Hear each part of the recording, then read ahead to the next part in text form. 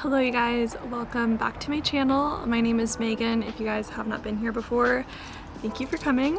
As you can see, I'm like basically in the middle of the forest, but I pretty much am. I'm actually visiting my family in Tahoe, so if you guys haven't been here before, definitely put it on your bucket list because it's such a beautiful place. But that's where I am right now, and I wanted to make this video because I know I've been gone the past couple weeks and I got quite a few topic suggestions, and this one is definitely top of mind for me lately.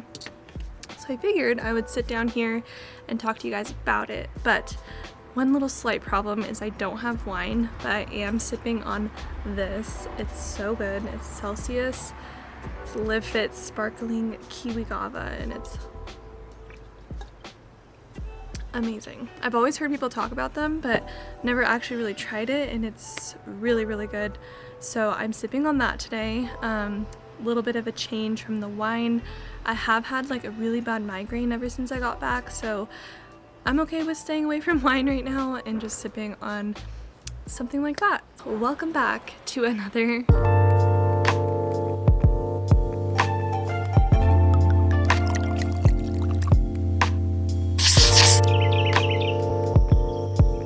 Okay guys, so one of the questions I got, I actually put up a question box on my Instagram, and someone was asking me when or how to send your prices to somebody that maybe messaged you on Instagram or emailed you. You haven't really verbally spoke to them yet, but they're asking you what your prices are. So this is gonna happen a lot when you're a designer, and I wanted to talk to you guys about how I handle that, and if I even tell them my pricing right off the bat, or if I have somewhere to send them so they can see a general idea. So I'm gonna go over all of that today, and I really hope it's helpful because I don't think there's ever been one client that I haven't had a situation like this or had to at least bring up pricing at some point, whether it's in the very beginning or once they start talking to me. So first off, let's say you have a client that messages you from Instagram and they're interested in working with you, but I'm gonna give you a couple scenarios. So if they message you, they show interest, but they haven't mentioned anything about the pricing yet, but you wanna make sure you don't dive in too far because you don't know if they can afford you yet, but you also don't wanna just talk about pricing right off the bat because it sounds kind of disingenuous. So basically the way I handle this is, I've mentioned it before, but I always like to set up some sort of phone call with the client. I used to not do this, but I definitely do this now because when they're setting up a call with me, I will have them schedule it, but while they're scheduling, they will see a basic breakdown of my pricing. I don't put exact pricing, but I put a range of pricing on there, and I do that because then they can kind of see what the minimum would be and what the maximum would probably be. But I also put in little asterisks that this is subject to change based on your project. So before we even get in too far to talking, I will make sure that we schedule a call and that they have a general idea of what I cost. So that's kind of how I handle that. And then once we start talking, I learn a little bit more about their project, about who they are. Then I really just form a custom pricing for all of my clients. I don't really have the same price for every single one of them. They're usually around the same, but a lot of times each client is so unique and so different, and some of my clients may require a custom element with their logo and a custom illustration or hand-drawn thing, which is going to cost me a little bit more, and some clients might just want a word logo or something more simple, or maybe they even have the element already, they just want me to work with that. So it's very based upon each client. And that is the exact reason, so that's my first scenario, but that is the exact reason I don't send my pricing right away. I'm not going to talk to someone and be like, this is going to cost you this amount of money exactly, because I don't know anything about them yet. So I always make sure I talk to them first and set up that phone call. If you can't do a phone call, then just try and get as much information as you can out of them through a questionnaire, through emailing, and then base your pricing off of that. But that's why I don't tell them my pricing. I do, however, have an investment detail page, which I just recently set up. And the reason I decided to do this was because I I tend to have my clients ask me in the very first call, like, what does your branding package contain? What does your website package contain?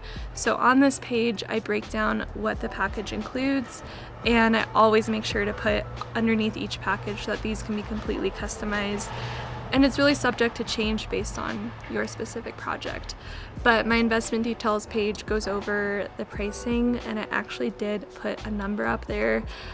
I really went back and forth on this, and I remember when I was first building my site, I was trying to decide if I wanted to put the pricing, but on my actual website, I don't have it, and I will continue to not put that there because I want to like start a conversation with the clients before they might get scared away or turn away because they see a certain number up there, when really I want to work with people that are just getting started and that are entrepreneurs and might not have the budget that they're seeing on there, but we can make it work through payment plans or customizing the package to bring that price down to them. So I personally have a minimum price in my head. I don't tell the clients, but I have a minimum price that I will not go below, and then I kind of have a maximum of like what I really know I'm worth, and I really just try and stay within those ranges and just customize everything within that. So that's how I handle the pricing. If you're getting a lot of messages through Instagram or Facebook or anything, I would say maybe set up that investment details page and send them that if you're comfortable doing that, with them knowing that you're willing to talk to them about customizing something. But yeah, an investment details page really is helpful, even for clients that you've already had a conversation with, but that they want to just have something to reference, maybe for later down the line or something. So that is how I handle it. I hope that was helpful. I know this is kind of quick, but I wanted to just do a quick video talking about it. And I know that you guys have probably gone, if you're building your own website, to other designers' websites and seen that sometimes the pricing's shown, sometimes it's not. It's really such a personal thing, and if you're comfortable using one set price for every client, then do that.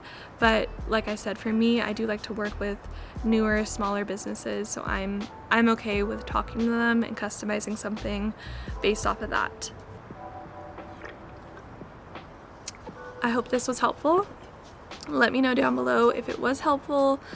And yeah, that was really quick. I feel like I went through that a little fast, but let me know if you guys liked this video. If you did, I would appreciate it so much if you gave it a thumbs up, subscribe down below, and I will see you guys in my next video.